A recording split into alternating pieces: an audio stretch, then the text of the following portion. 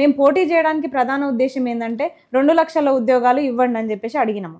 మీరు ఇచ్చిన మాట ప్రకారమే 2 లక్షల ఉద్యోగాలు ఇవ్వండి. ఎందుకంటే మేనిఫెస్టో తయారు చేసింది నిరుద్యోగులే, కాంగ్రెస్ పార్టీది. అంత స్వేచ్ఛ ఉండే మాకు అప్పుడు.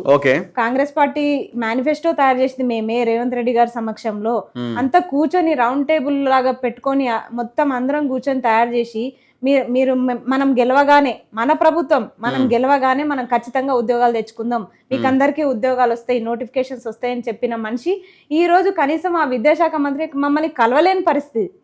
ఇప్పుడు విద్యా సమస్యలు చెప్పుకోవాలంటే మనం విద్యాశాఖ మంత్రిని కలవాలి. అలాంటిది విద్యాశాఖ మంత్రి దగ్గరికి వెళ్ళాలంటే రేవంత్ రెడ్డి గారి దగ్గర ఉంది. ఎవరిని కలవాలో అర్థం కాక సతమతం అవుతున్నాం. సమస్యలు అట్లే ఉండిపోయినాయి. ఎప్పుడో చంద్రబాబు నాయుడు కాలంలో ఉన్న జీవోలు ఇప్పటికి అట్లే ఉన్నాయి. మన రాష్ట్రం మనకు వచ్చినప్పటికీ ఇంకా ఉమ్మడి ఆంధ్రప్రదేశ్ జీవోలే ఇప్పటికీ కొనసాగుతున్నాయి. ఎన్నో జీవోలు, 46 జీవో, 29 జీవో, 108 జీవో, ఇలా మొత్తం 81 జీవో, ఇవన్నీ జీవోలు చాలా సవరణలు జరగాలన్నా. ఇప్పుడు మనకి ఇన్ని ప్రాబ్లమ్స్ ఉన్నాయని చెప్పుకునే పరిస్థితి లేనప్పుడు ఎందుకు అనిపించింది. అప్పుడు మా లోపల ఉన్న మనిషి ఈరోజు ముఖ్యమంత్రి అయిన తర్వాత ఎందుకు మమ్మల్ని కలవట్లేదు అని ఒక నిరసన, ఈ ఉద్యమాలు అవి చేస్తూనే ఉన్నాము ఉద్యోగాల కోసం.